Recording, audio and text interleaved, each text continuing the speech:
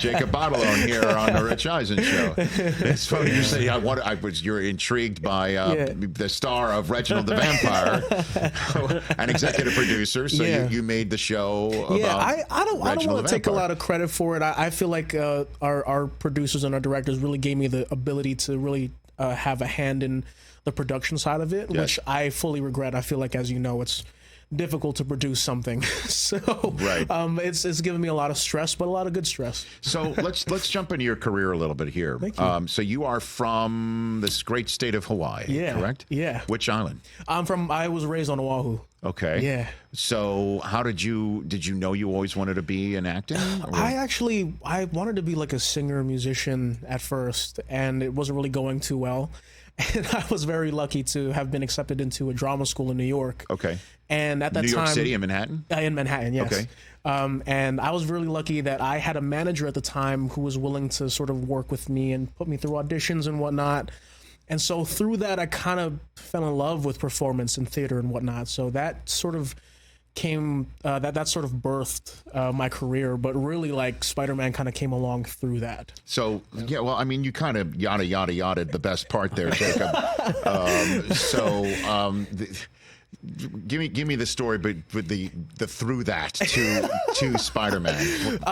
So I was I was going to school and auditioning at the same time, and my drama school, they kind of preached not really auditioning while you're in school because you feel like you're going to be throwing yourself off. But I was kind of like, forget that. I'm definitely going to go and try it out. And Spider-Man kind of just came along, kind of just on a whim. My manager got a project that was at the time called Untitled Marvel Project. And by the way, that sounds great to begin with. Really, seriously, like I was just down for anything at this point. But me not really being like a Marvel fan per se, I didn't have any idea what it was about. Sure.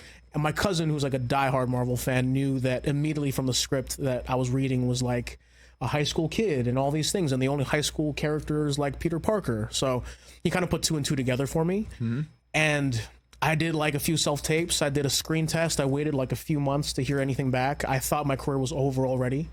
And which is probably why the school doesn't want you to do that while you're going to school. Like they don't want your desire and your innocence to be just taken away right away. Yeah, so. I was actually going on a few auditions before Spider-Man, and like, let me tell you, like the auditioning process is truly, it's soul sucking. You feel very like, man, is this worth my time? Am I really like for this and all those things? So that was kind of like already in my mind, but I luckily got the call, and I mean, now I'm sitting on your show. So you send a tape in. That's basically it. I mean, it's been self-tape has been a thing for a while, but it was really prevalent at that time. And the casting director just sends you some sides. Oh, right.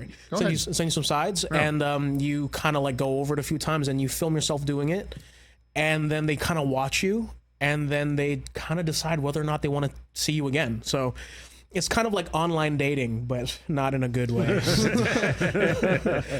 I'm really impressed, obviously, by that story. So then, when was the first time you realized that life was a little different for you? I would say when I got flown out for a screen test. I was actually still in school, and they flew me out to Burbank to do a screen test with Tom. And at that time, I didn't expect anything out of this, truthfully. And that was probably the peak for me. I wasn't even worried about getting the job anymore. I just felt like this opportunity itself kind of gave me confidence. But it was after the screen test where it truly started to feel like maybe this is happening. And when I got that phone call that I was going to be in the movie, I swear to God, I felt like the world became more colorful. Like it kind of just felt like... And you're from Hawaii. Yeah, like it already was like... I felt like flowers were like way more colorful than usual. So I feel like... Well, I felt that way when Michigan won the national title this past year. So I know exactly. Wine, the sun is brighter. And wine tasted better for some reason. Yeah. Still, by the way, it's almost been half a year. So I feel that way. That's pretty cool. That's amazing. And then people started coming up to you on the street and stuff like that? I think that part of it kind of wears down a little. I think the more you sort of start to work, the more you realize that you kind of just want job security. Yes. And then like the professional side kind of comes in, like doing appearances and like doing business meetings and all those things, and then you start to become like more professional. I air quote because I'm very not professional. I have like a whole team to make sure that I look professional. Okay. And I think I'm still very happy, but I think I'm a little jaded in the way that I just want to work and feel productive in my life. Sure, so, absolutely. Yeah. And obviously you've achieved some remarkable success. Thank you. You know, being in Endgame too, man. Infinity it was a War. Crazy time, yeah. I mean, so what was it like being on the set for those places? Oh, you know, with like big movies like that, you know, things are filmed in different pieces and different times. So we'd actually filmed like our scene together while we were doing Spider-Man Far From Home, like our second movie. Yes. And they kind of just like came in on our set and just was like, "Hey, we're gonna do this right now." Oh, so it's not like, okay, there's Robert Downey, there's all that. No, that's not how it works. No, definitely not. No one's gonna roll out a red carpet. They're just like, "Hey, be here. We're doing this right now," and then we're done. So, and all 90 A-listers will be here at the same time. That'd probably be difficult to get the trains running on time and all that. Absolutely, see. yeah. But that's all good. It That's was all awesome, fantastic. for sure. Yeah. Fantastic. Jacob Batalon here on the Rich Eisen Show. So you are an NBA fan, correct? I'm an NBA fan, NFL fan too, for sure. All right. So then, what are your teams from growing up in Hawaii? What is that? Gosh, you know, like a lot of people from Hawaii have like a lot of West Coast teams. So you know, we're like into the Lakers, into the Raiders. Me personally, I'm a Patriot fan. You know, yes, okay, my man. How about that? Not far from home at all. But I will also say that I definitely despise the Celtics. So. That's now we were best friends, and now we're not. Best frenemies. You know, it's tough. It's tough. You know the Lakers Celtic thing. You know, that was a quick dalliance between you and Jacob here. Like it's love at first sight. And then I all can of do a sudden, Patriots all day. I can do up. Patriots all day. So, okay, I'll bite. What's so great about the Patriots that makes you despise the Celtics? I mean, you do realize geographically that makes no sense. It's the same town. Right. Yeah, I mean, for me, I got into football actually through playing Madden, which is super random. Hey, listen, that makes total sense. It really does. I'm serious. Yeah. And my cousins were really into sports games, and so I kind of got into it through that. And at the time, you know, it was like Tom Brady's first three-peat. So it was like him on the cover, like him like the best stats on Madden. Right. And I just automatically wanted to like the best team. So that was kind of like the bandwagon in me. Okay. So then where does your Celtics dislike come from? It's like the story between like them and the Lakers, you know, like the storied franchises like Magic and Bird and all these things, and like the championships and all like that stuff. But and also like Kobe's last championship against like the big three in Boston. Really, like I remember being like, I was like 13 at the time in 2010. Yes. So I remember watching that out of middle school and like honestly on my knees almost crying, like because I mean they won before, but then in 08 when they lost to the big three, I just felt like so close but so far. And dude, I get it. I've got a 13-year-old at home who roots for the Celtics, and you know, if the Mavericks wind up shocking, I'll have a 13-year-old at home and a 40-year-old at work who's going to be crying and they'll need a hug. You know what I mean? Man. So that's what's going to happen. Yeah, not for nothing, I really enjoy watching Jason Tatum and Jaylen Brown play for sure. But like, there's something about Luka Magic and like Kyrie, and it's actually been crazy to watch. I thought the Timberwolves were going to have like a full run, but he wasn't going to let it happen last night. Yeah, I thought Anthony Edwards, this was his time. Obviously, when they came back from what appeared to be game over against the defending champs, and then winning their game 7 was insane. And the manner in which they did made it seem like that was it. It just felt like it was his time, truly. But then, I don't know, like I know like y'all in the media with sports, so I just feel like this narrative about him kind of becoming the next face just kind of felt a bit premature. So you think? Let me just get this straight.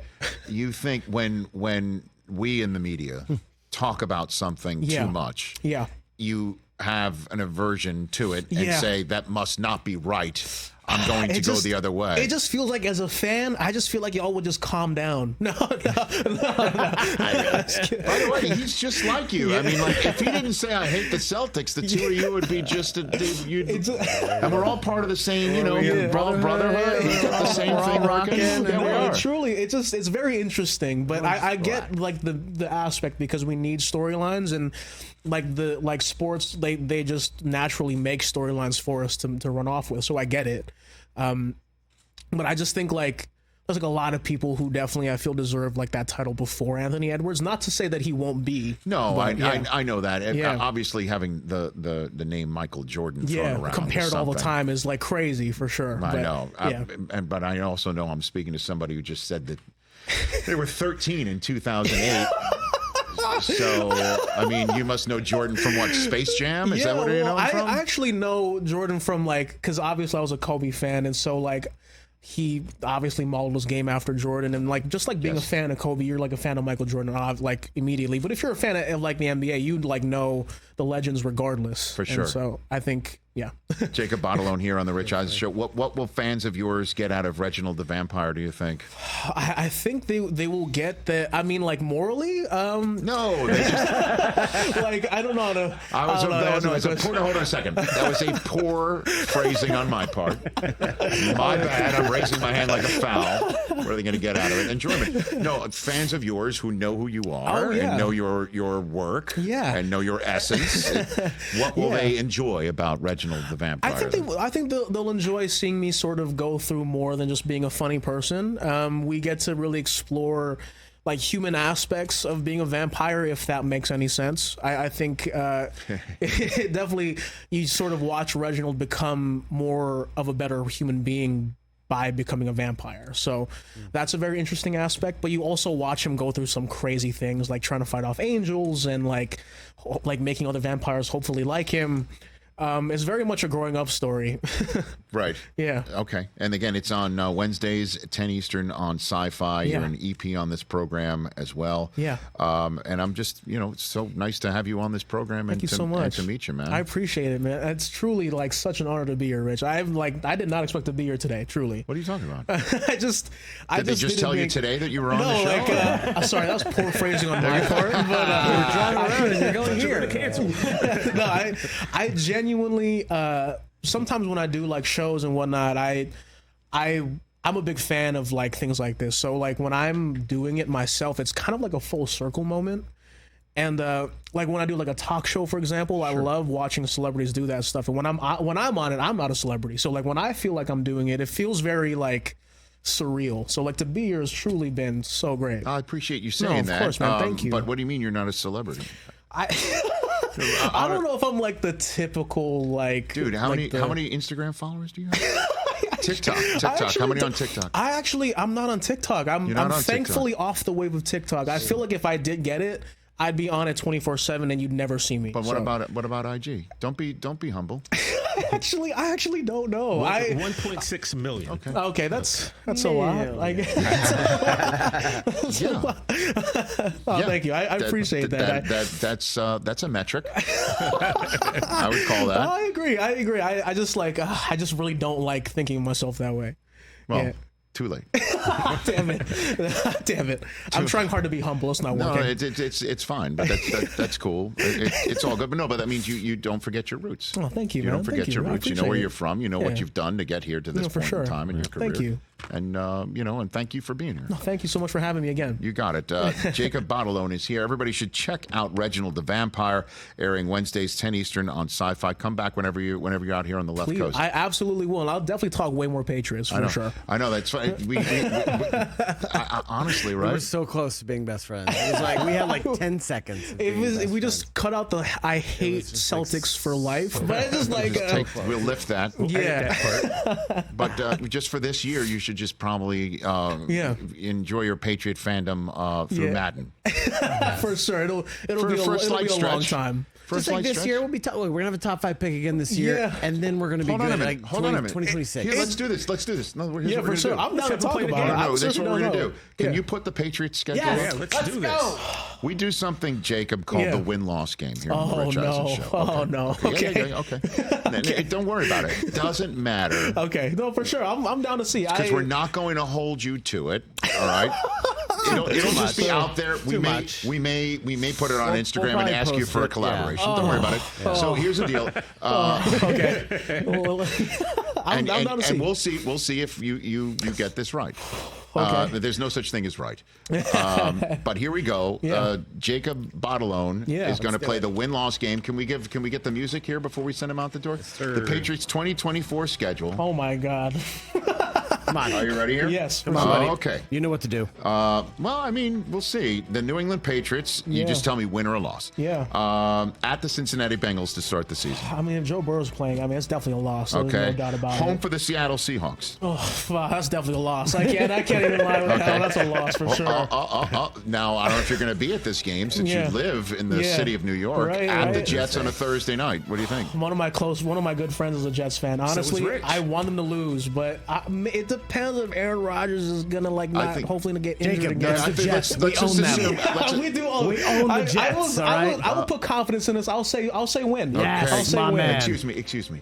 Do not influence lead the pick. the jury. The witness. That's witness tampering. All right, my bad. Sorry. Stop it. Be quiet. Oh my God, 49ers. That's definitely a loss. We gotta go for that. All right, so 1-3 home for the Dolphins. I mean, that's definitely a loss. All right. I can't say 1-4 home for the Texans.